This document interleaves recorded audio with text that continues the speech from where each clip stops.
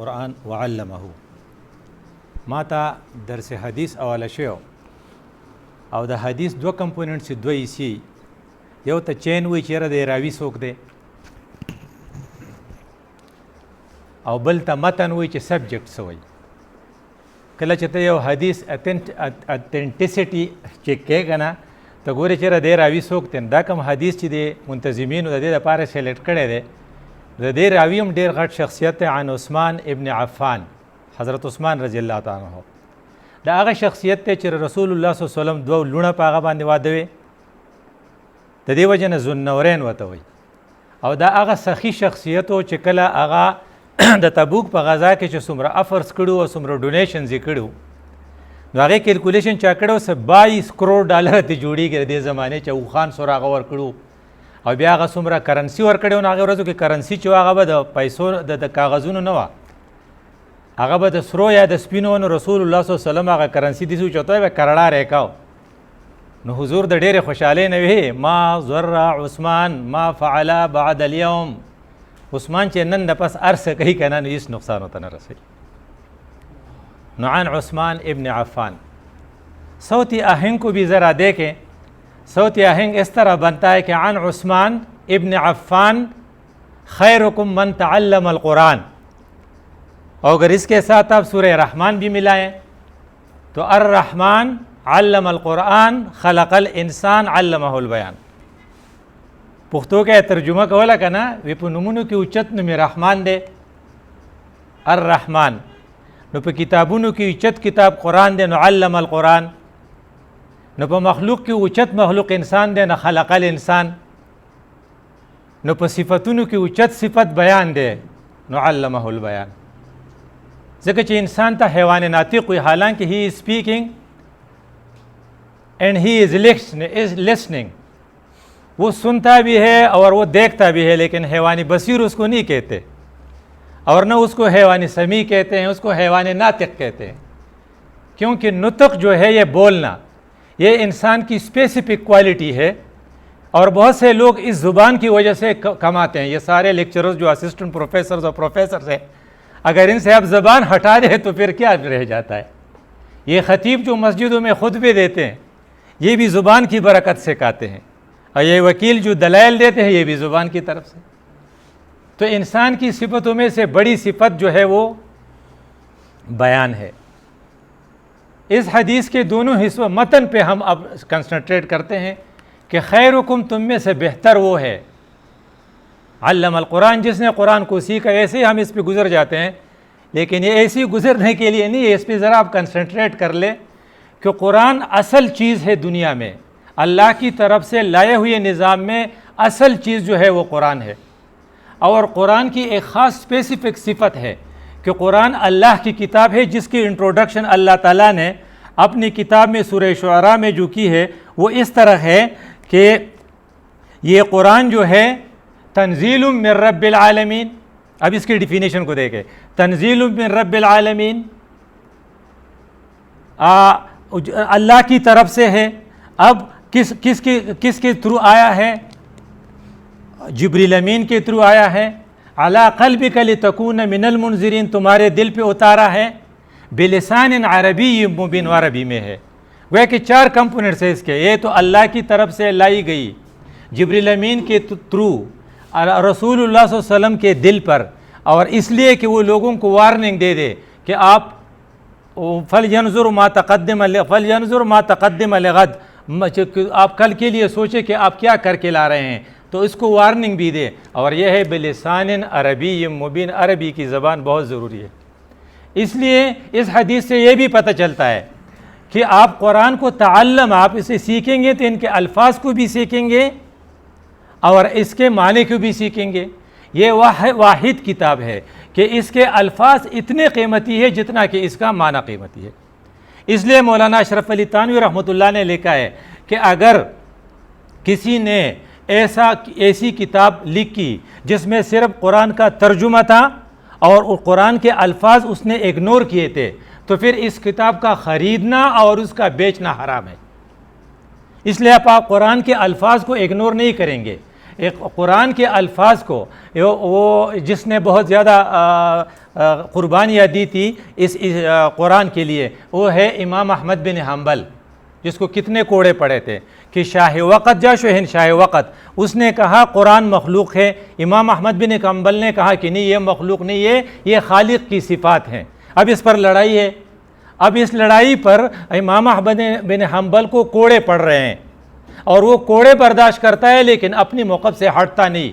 اس کی برکت سے وہ کہتے ہیں کہ رات کو میں نے خواب میں اللہ کو دیکھا، اللہ سے جب ملاقات ہوئی تو امام احمد بن حنبل نے اس سے پوچھا، یا اللہ تیرا قرب کس ذریعے سے حاصل ہوتا ہے؟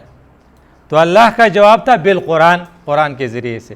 تو امام احمد بن حنبل نے اعتراض کیا کہ بے فہم او بلا فہم، کیا سمجھ کر پڑھنے سے قرب حاصل ہوگا یا بغیر سمجھے؟ تو اللہ کی طرف سے ارشاد ہوا بے فہم او بلا فہم، اگر آپ کو سمجھ بھی نہ آئے پھر بھی قرآن کی اپنی ویلیو جو ہے وہ اپنی جگہ پر برقرار ہے۔ یہ الگ بات ہے کہ آپ کے اوپر قرآن کے 5 حقوق بنتے ہیں۔ نمبر 1 ماننا، والذین آمنوا۔ نمبر 2 تلاوت کرنا، یتلونہ حق تلاوتہ۔ تلاوت کے لیے کہتے ہیں کہ ایک حدیث ہے کہ جو آدمی رات کو 10 آیات پڑھ لیتا ہے تو اس کو غافلین میں نہیں لکھا جائے گا۔ غافلین میں الحمد جو ہے تقریباً 7 آیات ہیں، اس کے ساتھ انا اعطیناک کل کوثر ملائے تو 10 بنتے ہیں۔ یہ کم از کم سٹینڈرڈ ہے۔ ایک کم از کم سٹینڈرڈ یہ ہے کہ آپ قرآن کی تلاوت سال میں کم از کم 2 مرتبہ ختم کر لیں، اور پھر اس قرآن کی ہر چیز عجوبہ ہے۔ اس میں ایک قسم کی اسٹانشنگ ہے، ایک تو اس کے جو یونٹ ہے وہ آیات ہیں، اس کے یونٹ جو ہے اس کو آیات کہتے ہیں، اور اس کے جو بڑے بڑے سیکشنز ہیں اس کو سورہ۔ یہ سورہ اور آیات، اس کی یہ تقسیم اللہ کی طرف سے ہے، اس لیے اس کو کہتے ہیں توقیفی۔ اور یہ جو ہم نے رکوعوں کی تقسیم کی ہے، سپاروں کی تقسیم کی ہے، احزاب کی ہے، یہ بعض والے لوگوں نے کی ہے، تو یہ اس کے لیے کسی نے کوشش کی ہے، لیکن وہ 2 جو ہیں آیات اور سورتیں، یہ توقیفی ہیں۔ تو اب آیات کی تعداد ہے 6666۔ اب اس کو دیکھیں، آیات کو پھر انہیں علماء نے مل کر اس کا رکوع بنا دیا۔ یہ رکوع کیا کہتے تھے؟ مولانا گوہر رحمان نے علوم القرآن میں ایک عجیب بات لکھی ہے، اس نے کہا یہ رکوع اس لیے انہوں نے بنائی کہ آیات کا وہ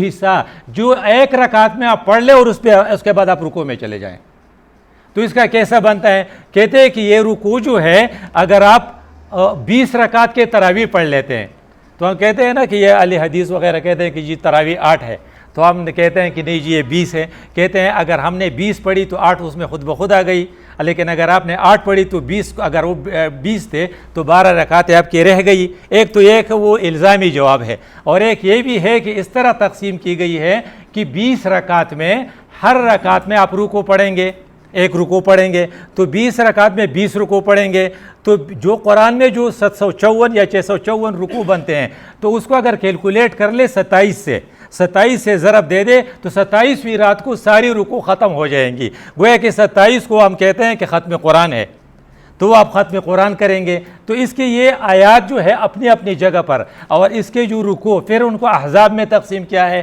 احزاب میں کہ ایک آدمی اگر 7 دن میں سے ختم کرنا چاہے تو یہ پہلے دن میں جو پڑھتا ہے حزب اول، حزب ثانی، حزب، اگر کوئی مہینے میں ختم کرنا چاہتا ہے تو پھر اس کے 30 پارے بنتے ہیں۔ اب اس قرآن کے بارے میں رسول اللہ صلی اللہ علیہ وسلم کتنے سینسٹیو تھے۔ جب اللہ کے رسول پہ جبریل امین کے ذریعے قرآن اتر رہا تھا تو حضور کو خطرہ تھا کہ کہیں بھول نہ جاؤں، تو ساتھ ساتھ وہ پڑھتے جاتے تھے۔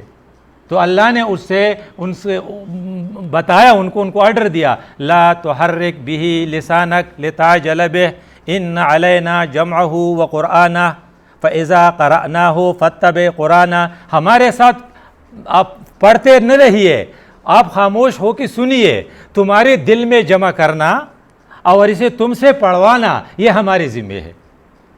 تو پھر اس کے بعد پھر جب یہ آیتیں اتری تو رسول اللہ صلی اللہ علیہ وسلم پھر جبریل کو سنتے تھے، کیونکہ قرآن کی جو ہم نے کہا 3 تنزیل من رب العالمین، جبریل امین کے ذریعے، اور پھر اس کے علی قلبک حضور کے دل پر، لتکون من المنذرین، اپنی ڈیوٹی آپ کر لے لیکن بلسان عربی مبین، عربی آپ کو آنی چاہیے۔ اس لیے کہ ایک امام نے جزری نام ہے رحمۃ اللہ علیہ، ان کا ایک حکم ہے کہ جو قاری جو امام قرآن مسجد میں پڑھاتا ہے اور اس پر تنخواہ بھی لیتا ہے اور اسے تجوید نہیں آتی تو پھر اس کی تنخواہ حرام ہے.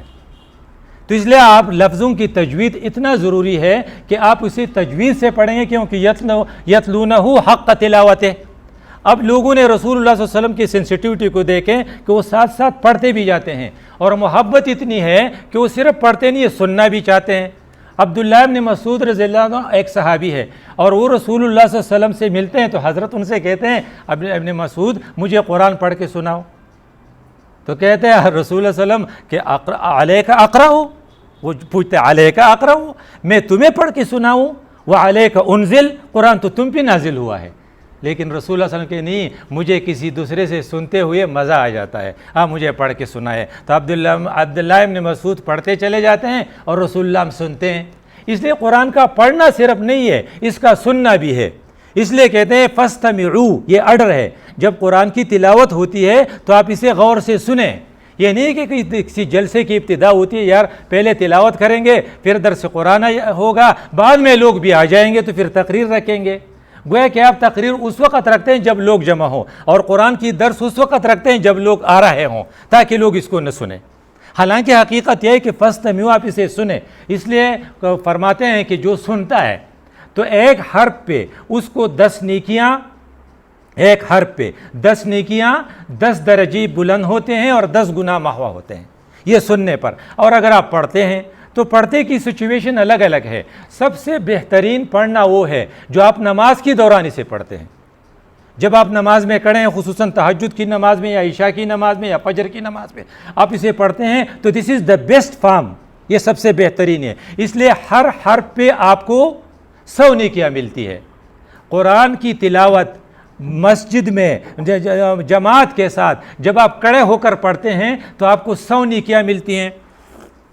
لیکن اگر آپ اسے بیٹھ کر پڑھتے ہیں اسی جماعت کی نماز میں تو پھر آپ کو 50 نیکیاں ملتی ہیں، ہاف ہو گئی. اگر آپ نماز سے باہر سے پڑھتے ہیں اور مصحف لے کر پڑھتے ہیں تو ایک لفظ پر، ایک حرف پر آپ کو 10 نیکیاں ملتی ہیں.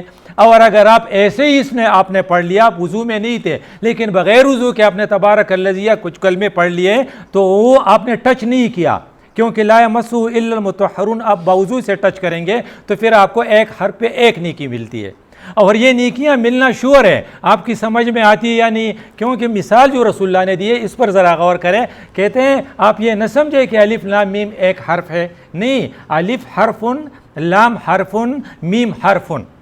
تو اس پر آپ کو 30 نیکیاں ملتی ہیں. تو 30 نیکی جو الف لام کی مثال انہوں نے دی ہے نا، تو کہتے ہیں آپ اس پر کنسنٹریٹ کریں کہ الف لام میم قرآن کا وہ لفظ ہے یا وہ کلمہ ہے کہ سارے وہ اساتذہ اپنے شاگردوں کو جب یہ پڑھاتے ہیں تو کہتے ہیں اللہ پوئی گی پماند علی خروپ باندھے.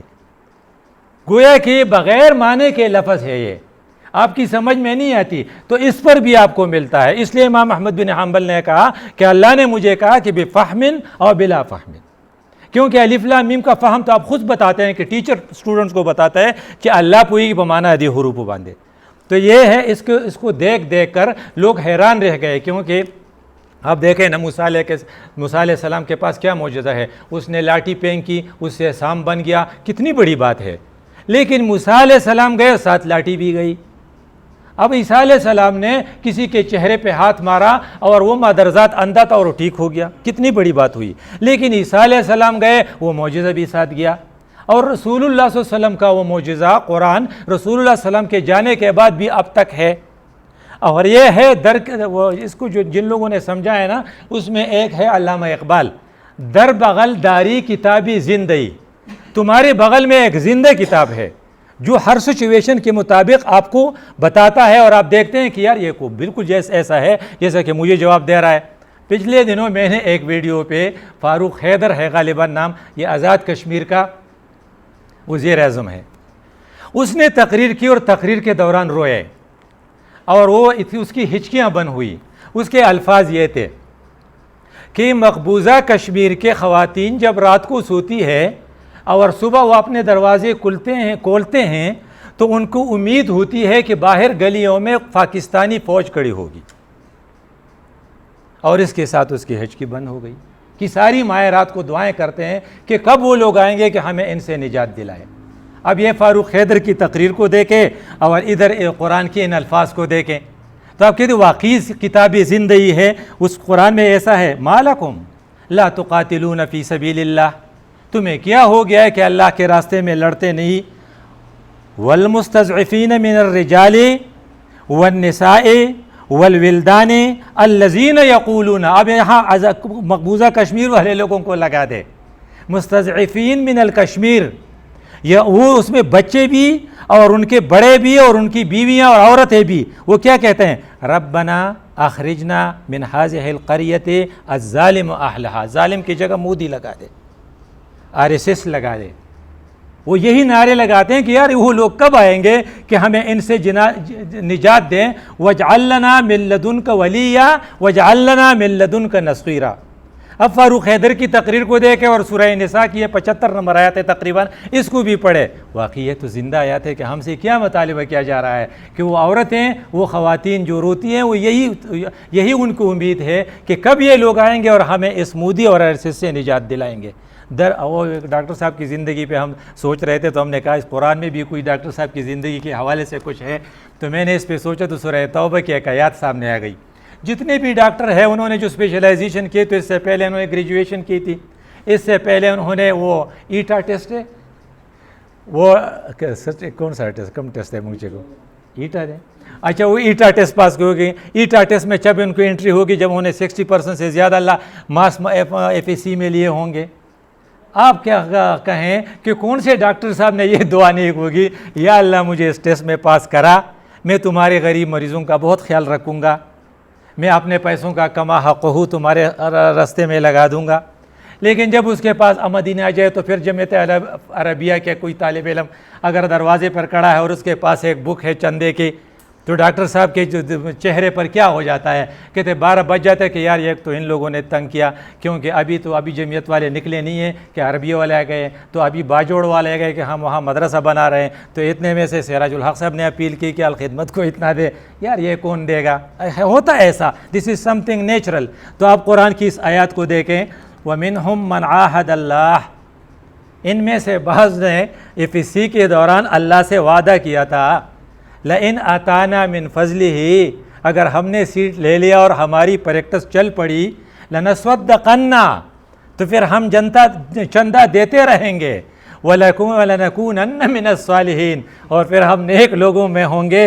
لیکن فَلَمَّا آتَاهُمْ، لیکن جب اللہ تعالیٰ نے ان کو وہ چیز دے دی تو من فضلِهِ بخلوا بِهِ، پھر بخل کرنے لگے، اور انہوں نے کہا یار مجھے وہ گھر بنانی ہے، ابھی تک تو اس کا خرچہ پورا نہیں ہوتا، اینٹوں کی بل ابھی میرے ذمہ ہے، اور یہ یہاں سے آئے ہیں کہ یار مرکز اسلامی کے لیے اتنا چندہ چاہیے، تو بخلوا بِهِ وتولوا، اور منہ موڑ لیتے ہیں، وہم معرضین، اور وہ اعراض کرنے لگتے ہیں، تو کیا ہو جاتا ہے؟ فَأَعْقَبَهُمْ نِفَاقًا، پھر ان کے دل میں منافقت آ جاتی ہے اور کہتا ہے یار میں PTI کا ایجنڈا لگاتا ہوں، ان لوگوں سے تو میں بہت تنگ آ گیا۔ تو یہ ہے کہ قرآن ایک در بغل داری کتابی زندگی۔ اس کتاب کو دیکھ کر 2 آدمیوں کی مثال میں آپ کو دے دوں، خیرکم من تعلم، جس نے اس کو سیکھا، وہ کون تھے؟ پہلے جو رسول اللہ صلی اللہ علیہ وسلم کے بڑے دشمن، وہ جو تھے ہمارے خالد بن ولید کے والد صاحب، اس کا نام تھا ولید ابن مغیرہ۔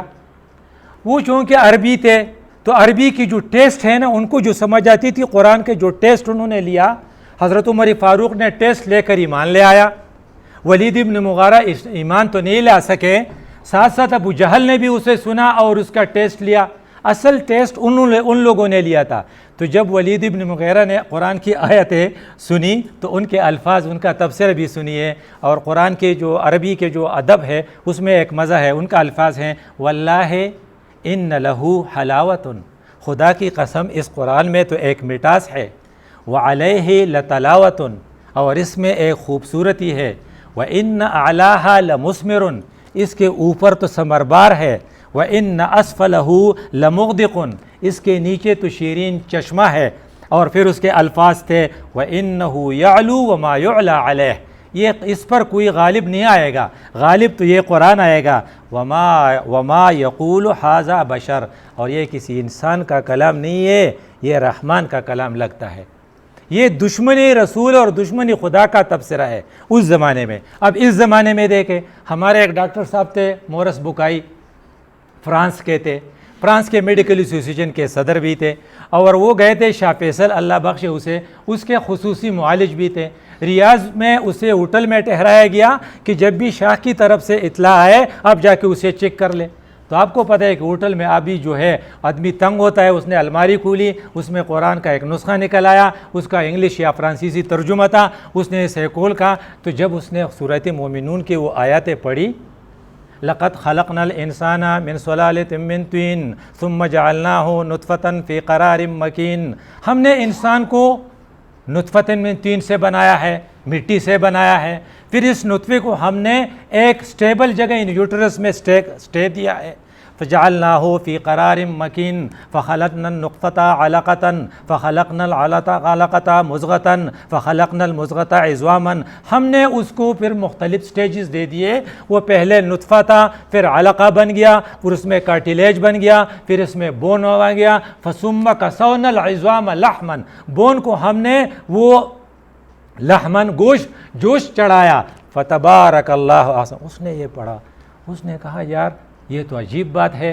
کہ آج سے 1500 سال پہلے، 1400 سال پہلے، جب مائکروسکوپ بھی نہیں تھا، رسول اللہ صلی اللہ علیہ وسلم کسی یونیورسٹی کے پڑھے لکھے بھی نہیں تھے، انہوں نے ڈائسیکشن بھی نہیں کی تھی، اب سٹیجز جو آج کل ہم پا رہے ہیں وہ پہلے بتا رہا ہے، اس لیے اس کے الفاظ جو اردو میں انہوں نے لکھے ہیں وہ کہتے ہیں اس کو دیکھ کر میں حق کا بکا رہ گیا، کہتے ہیں اس کو دیکھ کر میں حق کا بکا رہ گیا کہ یہ کیسا کلام ہے، اور اس کی مماثلت دے کر مجھے حق کا بکا کر دیا کہ یہ تو کوئی انسان نہیں کہہ سکتا، یہ تو وحی ہو سکتی ہے۔ اب اس قرآن نے مورس بکائی کو بھی حیران کر دیا، اور انہوں نے کہا کہ یہ جو ہے نا ایمبریالوجی کی یہ سٹیجز، یہ قرآن میں جو آئے ہیں نا، یہ 1900 صدی، قرآن کب نازل ہوا یہ سب کو پتہ ہے، یہ 600 عیسوی میں نازل ہوا ہے، گویا کہ چھٹی صدی یا عیسیٰ علیہ السلام کے جو 625 یا 605 اس میں نازل ہوا ہے، اور یہ فائنڈنگ جو ہے ہماری ایمبریالوجی کی، یہ 19ویں صدی کی 20ویں صدی کی فائنڈنگ ہے، 1920 وغیرہ میں، گویا کہ 1500 سال پہلے رسول اللہ صلی اللہ علیہ وسلم نے قرآن نے ان خلقناہ من نطفۃ امشاج نبتلیہ فجعلناہ سمیعا بصیرا، کہ انسان کی اوریجن جو ہے وہ ملٹیپلائی ہوئے اوم اور سپرم، اور اس کے سپرم کے نطفۃ امشاج جو مکس ہو گئی ہے، پھر ہم نے اس میں کان اس کو سمیع بنایا، سننے والا، وہ بصیر اور دیکھنے والا بنایا۔ انہوں نے کہا یار یہ تو قرآن اللہ کی طرف سے ہو سکتی ہے، کسی انسان کی طرف سے نہیں ہو سکتی۔ اس لیے ایک المیہ جو ایک بزرگ نے اس کی طرف توجہ دی ہے کہ قرآن کی یونٹ کو کیا کہتے ہیں؟ آیات۔ میں نے کہا یہ 6666 ہیں، ان آیات میں احکام ہے، تو قرآن نے بھی ان کو آیات کہا ہے، الف لام میم تلک آیات الکتاب المبین، گویا کہ آیات کہا ہے، لیکن جو یونیورس میں جو نشانیاں ہیں ان کو بھی قرآن نے آیات کہا ہے، ان فی ذلک لآیہ، اور یہ ہے ان قوموں کے لیے جو وما خلقنا السماء والارض وما بینہما، یہ سارے جو ہیں اس کی طرف اشارہ کیا ہے، ان کے لیے بھی آیات کا لفظ استعمال کیا ہے۔ تو انہوں نے اس کا کیلکولیشن کیا ہے کہ جن آیات میں احکام ہے ہمارے لیے وہ 150 ہے، اور جن آیات میں سائنٹیفک چیزوں کی طرف اشارہ ہے وہ تقریباً 756 ہے، تو گویا کہ 756 آیات کو اس امت نے چھوڑ دیا ہے، اس لیے کہ ان آیات میں یہ اشارہ ہے کہ زمین کے نیچے خزانے ہیں، پہاڑوں میں آپ کے لیے منرلز ہے، اور باہر کے نیچے آپ کے لیے خزانے ہیں، ان کے لیے ان پہ آپ سوچیں۔ تو تھوڑے سے سائنسدانوں نے اس پہ سوچ لیا، بیرون لوگ نے، اور انہوں نے اس کو بھی کما حق ہو ادا نہیں کیا، اس لیے فرمایا اگر آپ اپنے آپ کو اچھا بنانا چاہتے ہیں خیر، تو اس کے لیے سادہ سی ڈیفینیشن ہے، خیرکم، تم میں سے بہتر وہی ہے، من تعلم، جس نے اس نقطۂ نظر سے اس کو سیکھا، وعلمہ، من تعلم القرآن، جس نے اس کو سیکھا، وعلمہ، اور لوگوں کو سکھایا۔ اس لیے خیر امت بننے کے لیے ہم نے اللہ کے بھیجے ہوئے کتاب کی آیات پر توجہ دینی ہوگی، اور جو 756 آیات ہم بھول گئے ہیں ان کی طرف بھی ہماری توجہ جانی ہوگی۔ اس لیے امت کو اوپر لے جانا، یہ ہماری ذمہ ہے، اور اگر ہم اس میں بھی ایسے ہی تساہل سے کام لیں تو پھر ہماری نہ دنیا میں کوئی عزت ہوگی اور نہ آخرت میں کوئی عزت ہوگی۔ اقول قولی ھذا استغفر اللہ لی ولکم ولسائر المسلمین۔